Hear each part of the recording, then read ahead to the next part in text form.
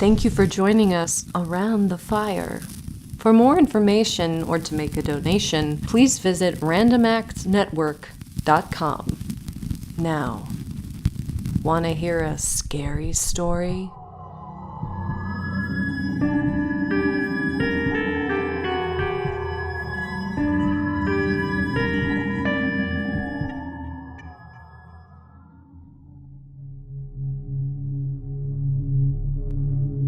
Years ago, an old man lived deep in the dark woods of Tennessee.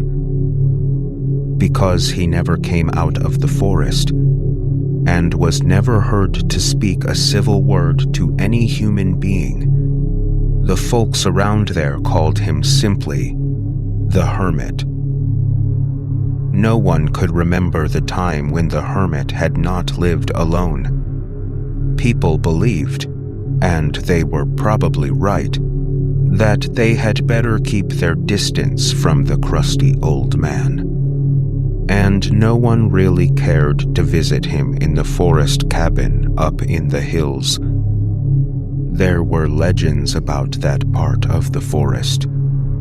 Tales of hikers, bird watchers, and loggers who had gone off that way and never were heard from again.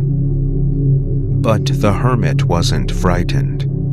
He had two big dogs, Shep and Curry, to protect him. He loved those dogs more than a mother loves her children. At mealtimes, the hermit fed his dogs first with the food from his table. Shep and Curry shared the hermit's one-room log cabin, and the old man always let them take the warmest spots by the fire on cold winter evenings. Never have there been more loyal dogs. Shep and Curry were totally devoted to the hermit, and they never left his side. One day, the hermit and his dogs went fishing at a stream about a half-mile away. They were gone for most of the day, and when they returned, the cabin door was open.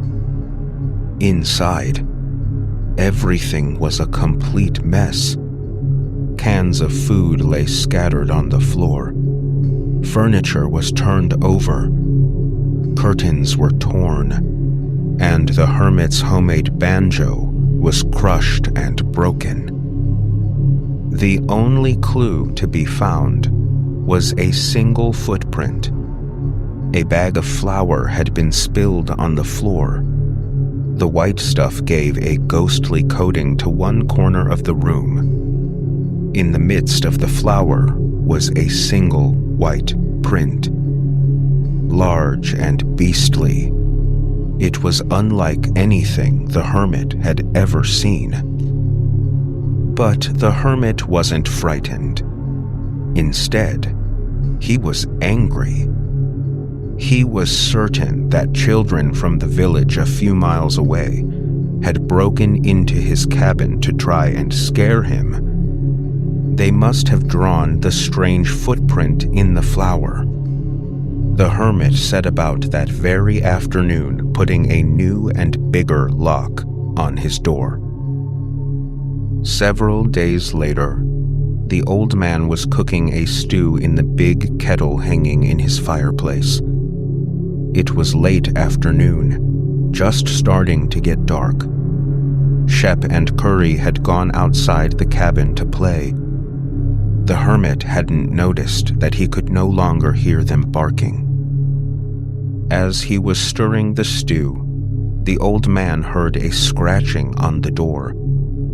Thinking it was the dogs, he went to let them in.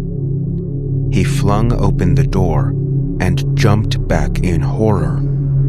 Before him was a creature about 7 feet tall, covered in matted hair with a long and pointed tail.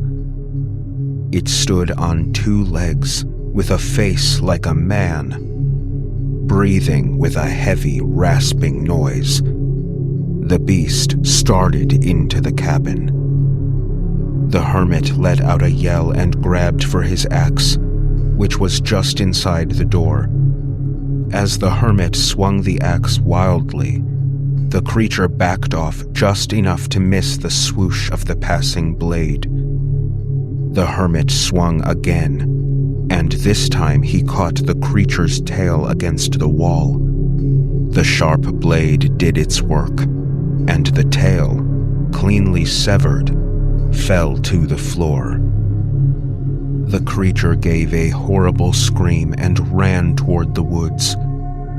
The dogs, returning to the cabin, gave chase and followed the creature into the thicket, howling and snarling viciously. After a while they returned, much to their master's relief. The hermit was badly shaken. He would have to keep his beloved dogs nearby from now on. Of course, it was unlikely that the creature would return. The old man felt sure that his loyal dogs had killed it. As he started to calm down, the hermit looked at the tail on the floor. Not one to waste anything, he prepared the meaty morsel and threw it into the kettle. That night, he and the dogs had a fine supper of creature tail stew. Deep in the night, all was quiet in the cabin. As the moon crossed the sky and its light broke in through the window, the hermit woke to the sound of scratching at the cabin door. The dogs lifted their heads and growled. "It has to be the creature," thought the hermit. The scratching noise moved to the side of the cabin. Slowly lifting the bar, the hermit inched open the door, the dogs at his heels. "Get him!" he cried, as the dogs bounded outside and around the corner of the cabin. A terrible howling followed. In the moonlight, the hermit could dimly see the dogs hounding the huge beast back into the woods. As the creature disappeared, the old man heard the howling turn to an eerie cry. "Tailypo, Tailypo, all I want's my Tailypo." The next night, the hermit was awakened once again by the sound of scratching at the door. Like the previous night, he sicked his dogs on the hairy intruder, and the tailless creature fled. And again in the night, he heard the same voice wailing, "Tailypo, Tailypo, all I want's my Tailypo." With a feeling of dread, the hermit lay awake on the third night, knowing the scene would be repeated. Once again, the scratching, and once again, the dogs were set loose on the beast. But this time, Shep and Curry did not return. In the morning, the old man found his pets dead by the stream. He looked at their bodies in horror. They were missing their tails. Heartbroken, the hermit stayed in his cabin day and night, his shotgun by his side. The creature did not return, but every night he thought he could hear it wailing, "Tailypo, Tailypo." Finally, one night, in the early hours just before dawn, the hermit heard that familiar scratching. But this time, the noise was coming from the foot of his bed. Shaking the sleep from his eyes, the hermit sat bolt upright and found himself staring into the contorted face of the creature. "Tailypo, Tailypo, all I want's my Tailypo."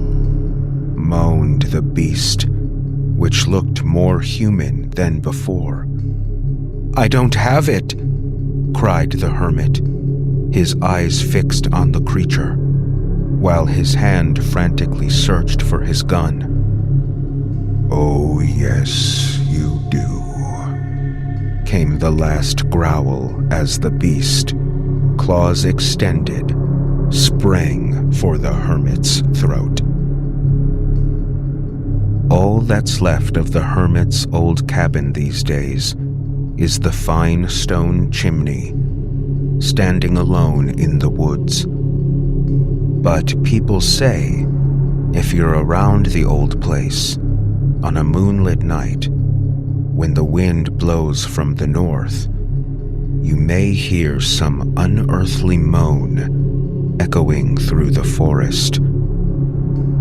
Tailypo, Tailypo, all I want's my Tailypo.